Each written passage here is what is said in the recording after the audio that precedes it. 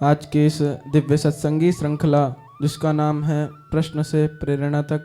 गुरुदेव, आज का प्रश्न है साहिल शर्मा जी दिल्ली से। गुरुजी, सच्चा प्रेम कैसा होता है? हम कैसे समझें कि कोई हमसे सच्चा प्रेम कर रहा है? कृष्णाय वासुदेवाय हरये परमात्मने प्रणतः क्लेशनाशाय गोविंदाय नमो नमः। जो खुद को नहीं जानता वो किसी से प्रेम नहीं कर सकता और न उसे कोई प्रेम कर सकता है, क्योंकि जो स्वयं को देह जानता हो वो हर उस देह धारी से मिलने वाले समर्थन को प्रेम समझता है, जो है नहीं। जो स्वयं को मन समझता हो, मन की मिली सांत्वना को ही वो प्रेम समझता है, जबकि हम मन भी नहीं हैं। तो जिसने आत्म स्वरूप में स्वयं को समझा, हु एम आई, मैं कौन हूं, वही किसी से प्रेम भी कर सकता है, और वैसा कोई मिला तो उस प्रेम को समझ भी सकता है। बाकी आकर्षण की दुनिया है, चल रही है, ईश्वर ने ही बनाया है, बुराई भी नहीं कर सकते। उन्होंने बनाया ही ऐसा है कि एक दूसरे के आकर्षण में रहें, जिएं, हाय हाय करें, जय जय करें, और एक दिन समाप्त हो जाए। तो प्रेम शब्द, यदि आप आत्मज्ञानी हो तो आपके लिए सही है, नहीं हो तो पहले मार्ग तय करो। मन के अनुकूल कोई होगा तो तुम्हारा प्रेमी होगा, तुम्हारे मन के कोई प्रतिकूल होगा तो तुम्हारा शत्रु हो जाएगा। तुम्हारे देह को कोई सुख पहुंचाएगा तो वो बड़ा तुम्हारा प्रेमी हो जाएगा, तुम्हारे देह के प्रतिकूल चला जाएगा तो तुम्हारा शत्रु हो जाएगा। तो पहले तुम्हें ही साधना करनी होगी। वैसे आकर्षण की दुनिया भी खराब नहीं है, जिए जाओ, थोड़े डिप्रेशन में रहो, थोड़े ओवरकम करो, थोड़े रो, थोड़े हंसो, क्या ही बुरा है, जियो। पर सचमुच प्रेम चाहते हो तो आध्यात्म के इस मार्ग पर तुम्हें आगे बढ़ना होगा। गौरी पचौरी जी हैं राजस्थान से। आपका प्रश्न है, गुरुजी, मेरे मन की जिज्ञासाएं कभी खत्म नहीं होती, जितना करती हूँ उतना कम ही लगता है। ऐसा लगता है मैं कुछ भी नहीं कर पा रही हूँ। जिज्ञासाओं पर नियंत्रण पाने के लिए क्या करूँ? जिज्ञासा पर नियंत्रण मुर्दों की होती है। जो जिंदा हैं उनके जिज्ञासाओं पर कभी नियंत्रण नहीं होता, क्योंकि मनुष्य जब तक उस परम को न पाले, एब्सोल्यूट, अखंड, तब तक उसका मन बनाया ही ऐसा गया है कि वो भटकता रहे। यहाँ दौड़े, वहाँ पाए, कपड़े, मकान, दुकान, फेवरेट, पर्सनालिटी, ये जीव के स्वाद, वो दौड़ते रहेंगे। जिसे तुम इस वृंदावन में बैठकर महारास का नाम तुमने सुना होगा। गोपियों और कृष्ण के बीच महारास हुई। तो जो मूर्खाधिराज है वो समझते हैं कि एक लड़का और लड़की मिला और नारी और पुरुष का खेल हुआ। पर जिन्होंने शरीर, मन, बुद्धि, इंद्रियों से ऊपर उठकर अपने आप को पहचाना, उन्होंने इस महारास को जीवात्मा और परमात्मा का मिलन समझा। जीव और शिव जब मिलता है तो महारास हो उठता है। तो उस दृष्टि से जिज्ञासाएं तुम्हारे मन में सदा रहे बेटी, और जिज्ञासाएं बढ़ती जाएं तुम्हारे मन में, क्योंकि जितनी तीव्र होगी उतनी शीघ्र पहुंचेगी जहां इसे जाना हो। दिशा सही है और दिशा सही रखना, पर कहीं ना कहीं से मिल तो जाएगा। देखो, आकर्षण में अनुकूलता मिले तब भी स्वर्ग नजर आता है, और कोई धोखा दे दे तब भी ईश्वर की खोज शुरू हो जाती है। ये दुनिया, ये महफिल मेरे काम की नहीं। कब होता है? जब धोखा खाता है तभी तो, नहीं तो उसके पहले तो दुनिया और महफिल ही सब कुछ लगता है, सब मिल गया। तो तुम या धोखे खाओ या आकर्षण में सब कुछ तुम्हें मिलता जाए, दोनों ही तुम्हें वहां तक पहुंचा देंगे। सो कैरी ऑन। अनुकूलता में है तब भी चलो, प्रतिकूल है तब भी चलो, पहुंचना वहीं है। खुद को खोजना ही पड़ेगा, जानना ही पड़ेगा, नहीं तो भिखारियों की तरह दूसरे भिखारियों के सामने हाथ फैलाकर खड़े ही रहोगे जीवन भर। ये हमारे इर्द गिर्द जितने भी लोग हैं 99% भिखारी ही तो हैं। तुम हमारा केयर नहीं करते तो तुम भी तो नहीं करते। दो भिखारियों का मिलन है आज की रात। ये दो भिखारी मिले हैं, उससे केयर मांग रहा है, उससे केयर मांग रहा है। काश कि किसी एक के पास इतना केयर होता कि कहता कि मैं तो तुम पर सारा केयर लुटाने को बैठा हूं और मेरा कोई एक्सपेक्टेशन नहीं है तुमसे। परंतु मिलन है दो भिखारियों का, तो चलने दो। जिस दिन तुम पूर्ण हो जाओगे उस दिन जिस रास्ते से तू निकले वो फूलों से भर जाए, तेरे पैर की कोमलाहट सोते भाग्य जगाए। तुम जहाँ जाओगे वहाँ सुगंधी फैलेगी, सुबास फैलेगा, आनंद आह्लाद वहाँ नृत्य करेगी। इसलिए जिज्ञासा मत मिटने देना मेरी बेटी, और तीव्र करो।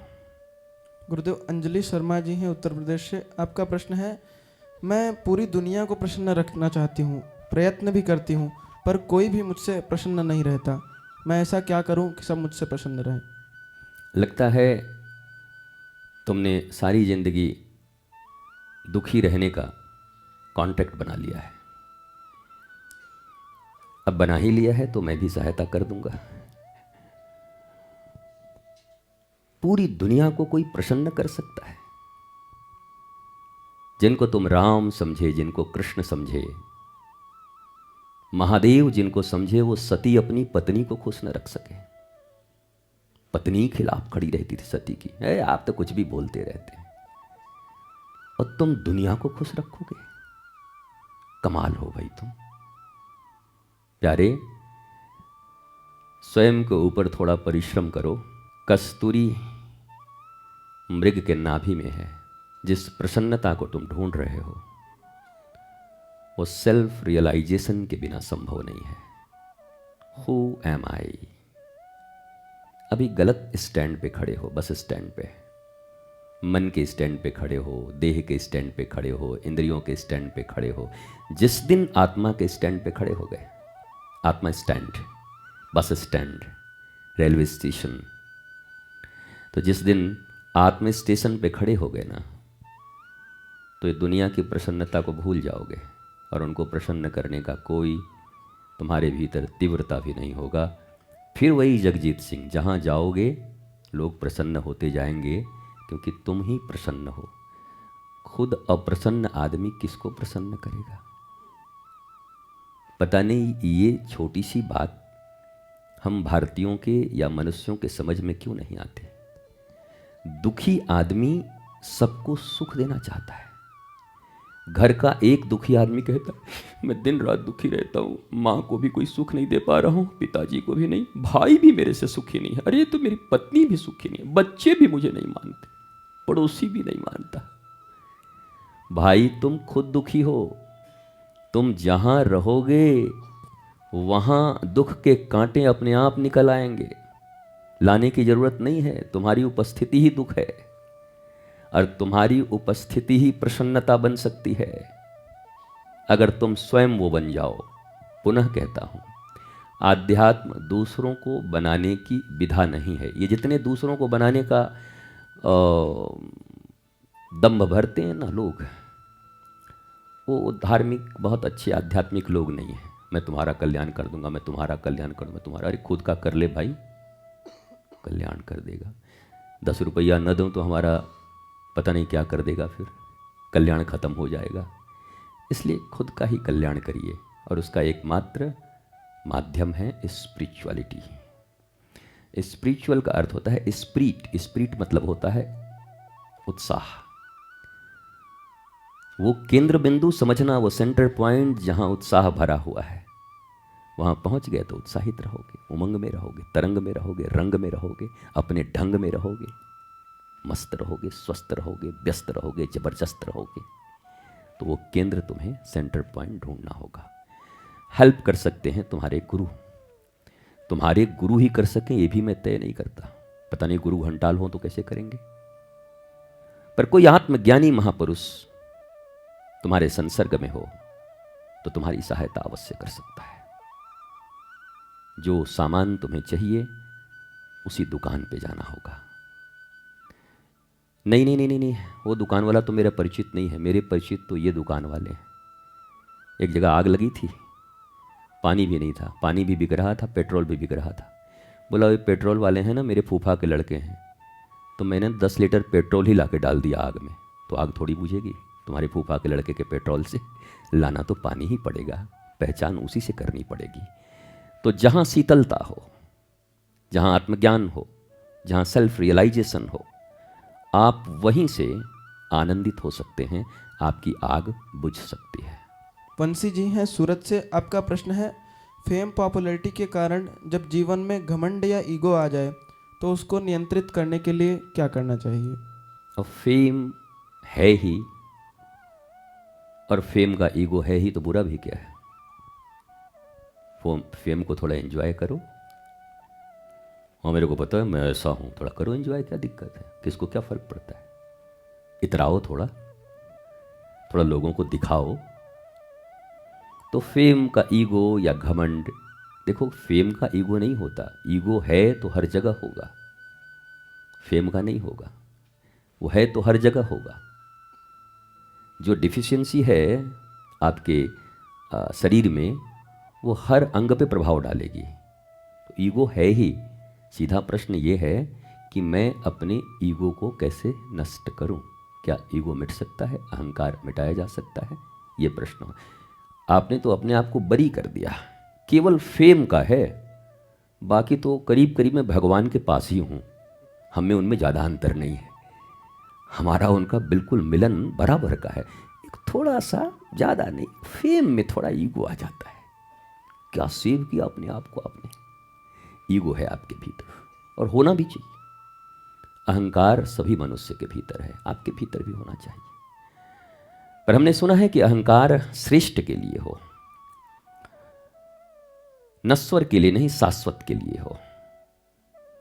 जो मरने वाला है, मिटने वाला है, उसके लिए क्या करें? वो तो मिट जाएगा। कुछ ऐसा भी है क्या कि नहीं मिटेगा? उसके लिए अगर थोड़ा ईगो हो तो रियल ईगो है, उसको करना भी चाहिए। अस अभिमान जाई जनि भोरे, मैं सेवक रघुपति, रघुपति पति मोरे। रामायण में एक ऋषि ने कहा कि मुझे एक अहंकार दे दो। बोला अहंकार मांग रहा है, बेकार आदमी है, अहंकार तोड़। बोला नहीं चाहिए। किस चीज़ का?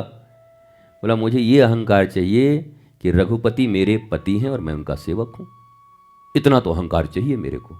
ठाकुर जी मुस्कुराए, बोला इतना अहंकार जिसके पास आ गया, बाकी अहंकार उसको छू नहीं सकता। तो उसने बड़े, उनका नाम सुतीक्षण मुनि था, वो अगस्त जी के शिष्य थे, उन्होंने मांगा था तो उनको दे दिया।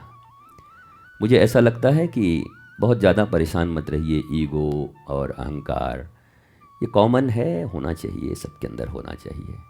पीछे मत पड़ो भाई, क्रोध न हो, लोभ न हो। गुरु जी ऐसा करिए कि क्रोध मिट जाए, तुम मिट जाओगे, क्रोध नहीं मिटेगा। गुरु जी लोभ मिट जाए, हो ही नहीं सकता। मेरा मोह मिट जाए, क्वाइट इम्पॉसिबल, नहीं हो सकता। मेरी ईर्ष्या समाप्त हो जाए, अरे तुम समाप्त हो जाओगे पर ईर्ष्या समाप्त नहीं होगी, जलन तो होगा ही। तो ये सब चीज़ें समाप्त नहीं होती, इनको एडजस्ट किया जा सकता है towards Ram, Krishna, God, great, Virat. Expansion में इसको डाइवर्ट कर सकते हैं, पर ये मिटाया नहीं जा सकता। It's quite impossible. हमारे शास्त्र, हमारे संत और आध्यात्म में सीधी बात है, कोई मैया का लाल क्रोध खत्म नहीं कर सकता।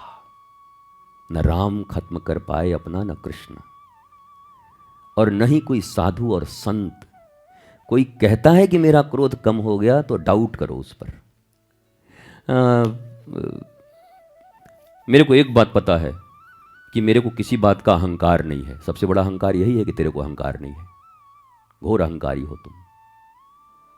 तो मुझे लगता है आपको जवाब मिल गया होगा, और सूत्र में ही जवाब चाहिए, प्रवचन तो हो नहीं रहा। एनफ।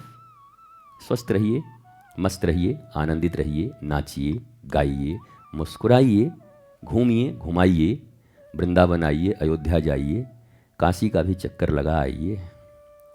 ज़्यादा पैसे वैसे हों तो थोड़ा वहाँ भी चले जाओ, कैलाश मानसरोवर, अगर तुम्हें मिले कुछ वीज़ा वूजा मिल जाए तो पहुँच जाओ वहाँ भी घूम घाम के। तो एंजॉय करिए लाइफ को, ज़्यादा धार्मिक बनने का भी कोशिश मत करिए।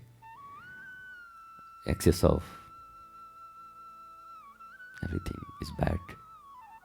ठीक ठीक, थोड़े धार्मिक भी रहिए, थोड़े सांसारिक भी रहिए, थोड़ा अध्यात्म से भी मतलब रखिए, और थोड़ा मोह माया भी चलता रहे। मोह माया समाप्त हो जाए तो बड़ा मुश्किल है। इतना प्यारा संसार, ये बेटा, ये बेटी, ये पति, ये पत्नी, ये मेरा, ये मेरी, सब खत्म हो जाए तो आदमी ऐसा बैठा रहेगा। हाँ, ऐसे लगेगा शून्य में बैठे। थोड़ा चलने दीजिए, आपको नष्ट न कर पाए, आपको डिप्रेशन में न डाल पाए ये चीज़ें, इतनी तैयारी रखिए। हर वो चीज़ जो आपको तनाव में डाल रही है, तो फिर उसके विषय में रीड करिए, पढ़िए, ये मुझे तनाव में डाल रहा है। वही आध्यात्म है। उसका उपभोग करते हुए अगर तनाव न हो तो वो आध्यात्मिक हैं आप। कौन से ऐसे ऋषि हैं जिनकी पत्नियां नहीं हैं? नाम बताओ दो चार। गर्ग गौतम सांडिल, बोलो। सबके पास घर है, द्वार है, परिवार हैं, सब मस्त हैं, बेटे हैं, बेटी हैं। तो माया मोह तो उनके पास भी होगा फिर। इसलिए ये ज़्यादा एक्सेसिव नहीं सोचना चाहिए कि हम धर्म करेंगे तो पूरा ऐसा करेंगे कि सब त्याग देंगे, एकदम विरक्त और बैरागी होकर के पूरी दुनिया जीत लेंगे। कुछ नहीं जीतोगे। दिन में दुनिया जीता हुआ लगेगा, शाम को लगेगा हार चुका हूं। तो मध्य मार्ग श्री कृष्ण ने अपनाया है, मिडिल पाथ। एक्सट्रीम बोलते ना, एक्सट्रीमिस्ट है ये, extremist. It's not good. Extreme नहीं, मिडवे, बीच में, ठीक है। इतना भी नहीं डूब गए कि बर्बाद हो गए, डिप्रेशन में पड़ गए, और इतना भी उधर नहीं चल गया कि याद ही आ रहा है कि काश कि वहीं पर होते। तो दोनों का सामंजस्य करिए, और कोई कुशल ट्रेनर मिल जाए आपको तो ट्रेंड कर सकता है आपको जरूर। शायद उन्हीं को सदगुरु, गुरु, ऋषि, महर्षि, आचार्य, स्पिरिचुअल आइडियल, स्पिरिचुअल मास्टर, यही सब उनके नाम हैं। अगर वो ठीक ठाक मिल जाएं तो उनसे गाइड ले लीजिए और अपने मार्ग पर चलते रहिए। चलते चलते